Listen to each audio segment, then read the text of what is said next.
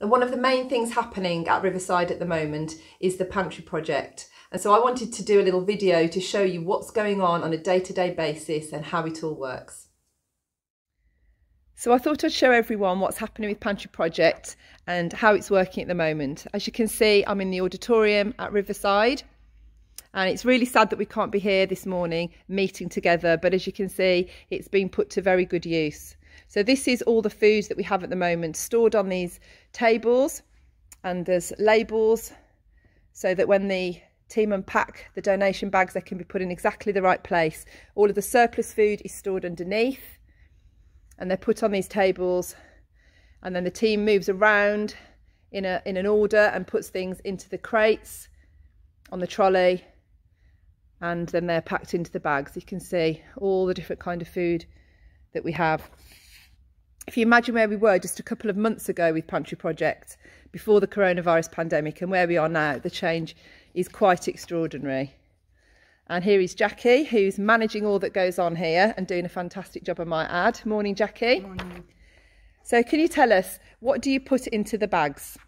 Okay, so this is a package that I'm packing up for a family of 3.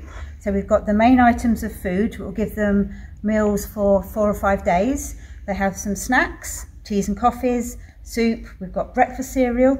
We have some personal care items and household items. And if we're giving the bag out actually on the day, we can put eggs and cheese and some spread in there for them as well.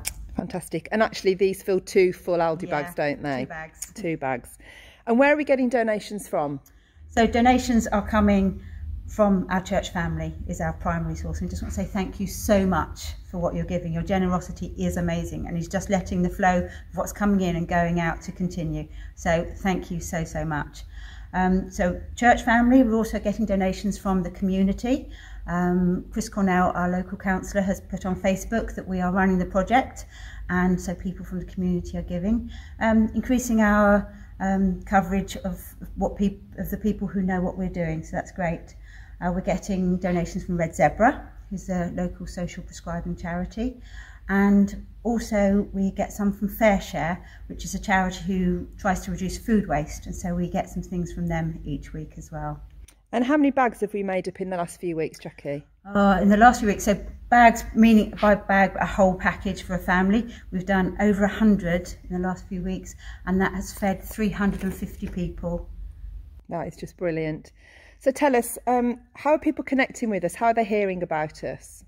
Well, we get referrals from the family liaison officers, because this was set up originally to combat holiday hunger for the children who don't get their free school meals during the holidays, but it's just got much bigger than that. So we still get the referrals from the family liaison officers at the schools. We also get referrals from social workers who are working with families who are really struggling at the moment. Red Zebra are referring some people to us, and some people can self-refer. They just phone the church and say that they have a requirement for food. Brilliant. So what kind of people are we helping in this time? Who are the bags going to? Well, all sorts of people really. There are people who have lost their income due to the virus at the moment.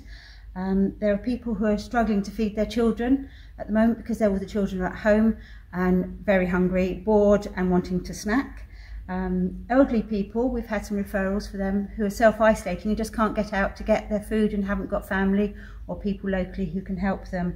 And also we've had some people referred by social workers who are some ladies who are fleeing from domestic violence as well. And I know we're still helping people in our own church as well, aren't we, who we know need help. So can you give us just a couple of stories from this week, Jackie, of those kind of people? Okay, so one that really sort of comes to mind is there's a young lady who's just leaving a refuge. She is expecting a baby that's due in 4 weeks. She had nothing. She had, well, a Moses basket and a cot. So we've been able to do a big package for her from Grow Baby with a pram and lots of equipment and clothes for her.